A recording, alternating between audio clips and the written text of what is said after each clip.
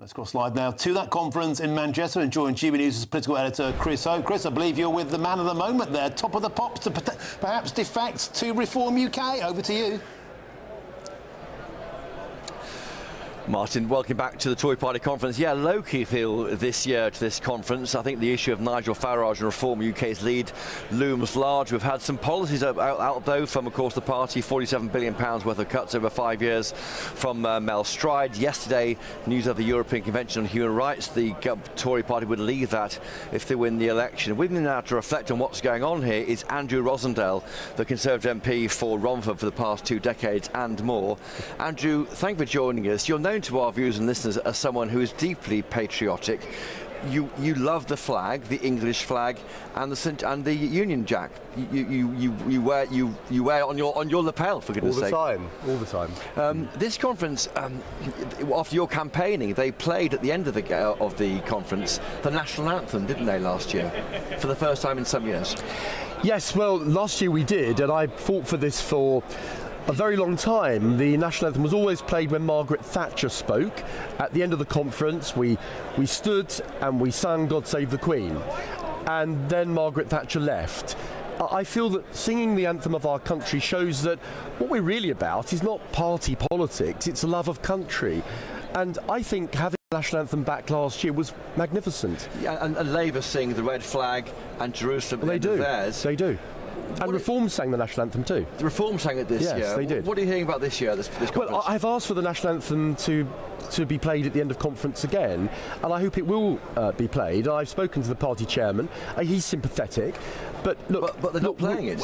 I don't know at the moment. They haven't said one way or the other, but the indication so far is it won't be played. And why is that? Well, I understand there's going to be some pop music played when the leader leaves. Sorry, so the Tories are replacing the national anthem with pop music. I hope not. I really hope not. Look, we are about Britain. We love our country. The Conservative Party is the party of the nation. Singing the national anthem is something we should do in schools. It's something we do at our party meetings in Romford. I think it's something that we should all do on appropriate occasions. And there is no more an appropriate point in this conference than as we leave at the end of the conference. So it was good enough for Margaret Thatcher, and I think it should be good enough for the Conservative Party today. I've got to drill down on that. So Kevin Hollingray, the chairman, has said, as things stand, no plans to sing the national anthem so far, but I'm hoping for good news, and with the support of GB News, I hope Kevin's watching. We're going to get the national anthem played. I can hear Martin Daubin exploding back at the studio in Westminster, but I'll leave that thought for now. But why not? What's the problem? I don't know. I don't know. Don't we love our country? I do. Well, that's what we're about. We play it every morning at GB News. I know you do. 6 a.m. if you're up early enough. I've seen it. Fantastic. There is talk about you defecting to join Nigel Farage's party. Will you go?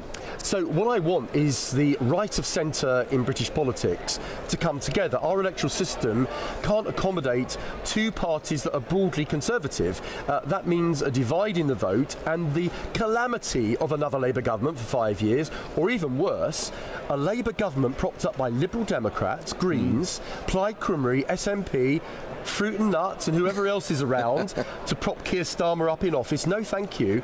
I would much rather see people of like mind on the right of centre work together. Now, Margaret Thatcher, when she was our leader, we had no party like Reform. That's because everybody that's in Reform today pretty much would have been part of the Conservative Party. So I think we need to get everyone working together to rescue our country from the disaster of this left-wing socialist government. Let me decode that slightly. So you're saying that you want Reform and the Tories to come together before the next election?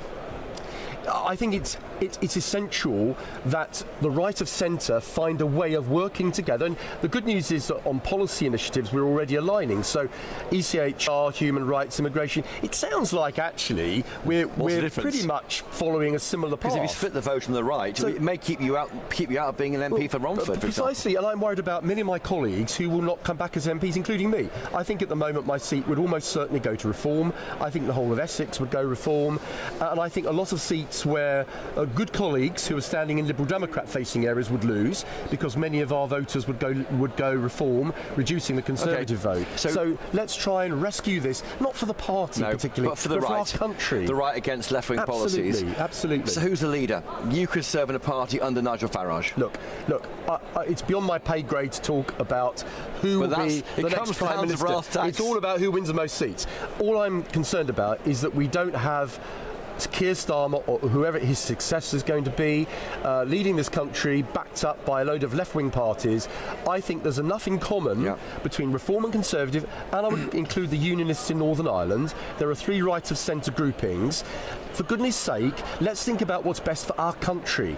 Let's unite together, defeat the left and rescue Britain. That's what I want to do. So talk should start now about work on the same ticket at the next election. We're all friends. Look, I've got loads of friends in Reform. Reform have lots of friends here today. Nigel was at our conference 2 years ago, and he was greeted as a friend. And look, I've known him a long time. He used to be a member of the Conservative Party. He's a good man. He's a patriot. And you could see him as PM? So is Kemi Bakenhock. Why can't they talk to each other? You could see him as and PM, work together. And you'd support a government with him as PM. As you know, Chris, whoever gets the largest number of seats is the person who is most likely to be Prime Minister. Could I serve in a government with Nigel? Yes. But it would probably be a Conservative Reform coalition. I have no problem with that.